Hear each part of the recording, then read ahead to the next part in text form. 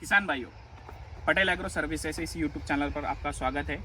आज हम लोग बात करेंगे माइकोराइज़ा, ये क्या होता है और इसका हमारी खेती में क्या लाभ होता है। तो सबसे पहले जान लीजिए कि माइकोराइज़ा एक कवक है, एक फंगस है जो कि हमारे पौधों की जड़ों के साथ अपनी वृद्धि करती है और साथ ही साथ अपने पौधे की मदद करती है।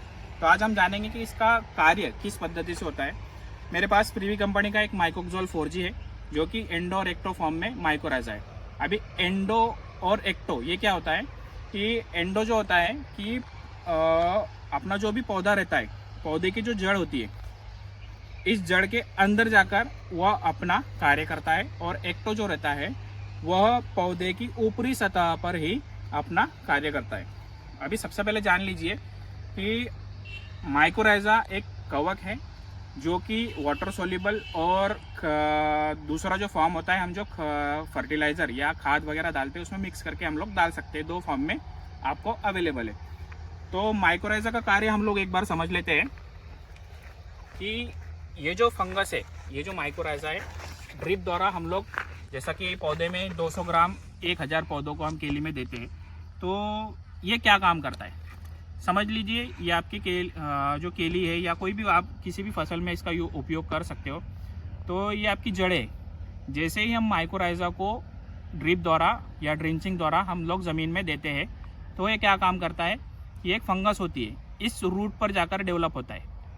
एंडो और एक्टो, एंडो है तो जड़ के अंदर तक जाकर डेवलप होगा, और एक्टो है तो जो जड़ है, जो रूट है आपकी, उसकी ऊपरी सतह पर ही आपके डेवलप होगा।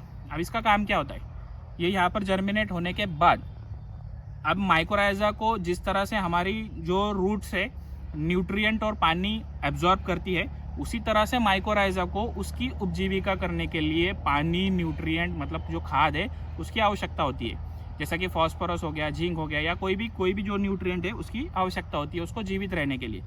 तो रूट पर डेवलप होने के बाद माइकोराइज़ा क्या करता है, ये फंगस क्या करती है, इसे फैलती है। जहाँ जहाँ पर इसे पानी, नमी दिखती है उस जगह पर फैलती है, और जहाँ जहाँ पर इसे न्यूट्रिएंट दिखता है उस जगह पर फैलती है। जैसा अभी फॉर एग्जांपल हम लोग केले के बारे में बात करेंगे।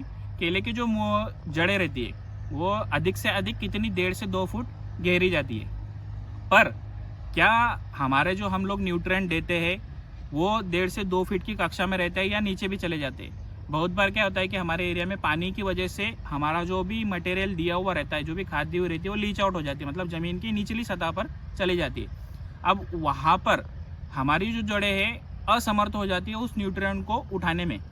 तो वहीं पर माइकोराइज़ा क्या काम करता है, रूट में डेवलप होने के बाद वो अपनी जो सेल डिवीजन, मतलब ऐसा अंदर की तरफ फैलता है।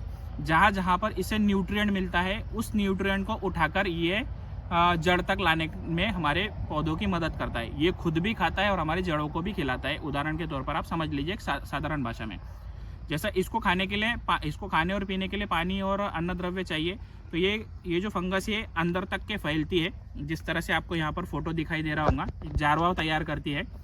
तो ये जो जारवा तैयार होता है नीचे तक के जाता है, जहाँ जहाँ इसे पानी, न्यूट्रिएंट मिलता है, ये उसको अपटेक करके रूट तक लाने का काम करती है, जिसके परिणाम स्वरूप इनडायरेक्टली हमारे रूट को क्या फ़ायदा होता है कि वो जो भी न्यूट्रिएंट है वो अपटेकिंग में मदद हो जाती है। दूसरा कि अभी माइकोराइज़ा एक जो है एक बेनिफिशियल, मतलब एक लाभदायी कवक हम इसे कह सकते हैं। ये क्या काम करती है, हमारी मिट्टी में जो भी कवक है, हानिकारक कवक, हानिकारक फंगस जो भी है, हार्मफुल फंगस जो भी है, उसको खाने का भी काम करती है। तो इससे एक फ़ायदा ऐसा होता है कि मिट्टी में जो भी हमारे मिट्टी द्वारा हमारे पौधों को होने वाले जो भी कवक जनित रोग है, उनकी रोकथाम में भी यह बहुत मदद करता है। न्यूट्रिएंट अपटेक में बहुत मदद करता है, और फॉस्फोरस का जो अपटेक है वो बढ़ाने में भी मदद करता है।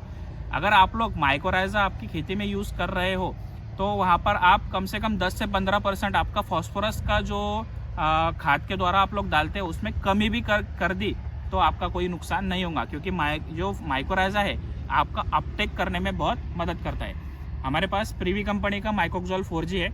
इसमें वेस्कुलर, एयरवेस्कुलर माइकोराइज़ा के साथ साथ 13 न्यूट्रिएंट और सिलिकॉन मौजूद है, जो कि आपके खेत के लिए बहुत अच्छी भूमिका निभाता है। आप भी एक बार इसे यूज़ करके देखिए, आपको रिज़ल्ट बहुत अच्छी तरीके से समझ में आएगा। माइकोराइज़ा के बारे में या आपकी खेती के बारे में आपके जो भी प्रश्न होंगे आप कमेंट बॉक्स में कमेंट करके हमें पूछ सकते हैं। चैनल को सब्सक्राइब करके बाकी फार्मर तक इस वीडियो को पहुंचाइए। धन्यवाद। इसका जो डोसेज है प्रीवी माइकोग्जोल 4G आप 100 ग्राम से लेकर 200 ग्राम प्रति 1000 या प्रति एकड़ के हिसाब से आप इसको यूज़ कर सकते हैं। आपको क्या करना है कि 200 लीटर का पानी बनाना है। 200 लीटर में आपको 200 ग्राम माइकोराइज़ा आपको मिलाना है। अच्छी तरीके से मिलाकर इसे आप ड्रिप के द्वारा या ड्रिंचिंग के द्वारा आप छोड़ सकते हैं। ड्रिंचिंग अगर आप कर रहे हो तो प्रति पौधा अगर 200 लीटर पानी में आपने 200 ग्राम माइकोराइज़ा मिलाया है तो प्रति झाड़ आपको 200 ml जो सॉल्यूशन है उसको डालना है, या तो फिर आप डायरेक्ट ड्रिप द्वारा भी छोड़ सकते हैं।